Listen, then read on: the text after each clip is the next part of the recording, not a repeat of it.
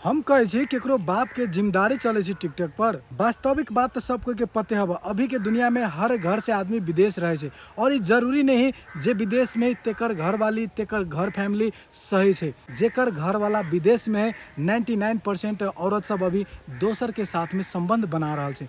और केला न बनते केला कि 2 साल 3 साल वेट सब नहीं कर सके न, सब अच्छे आदमी नहीं है, बहुत आदमी गलत है और वही की वजह से आदमी सब बहुत गलत संबंध दोसर के साथ में बना रहा है।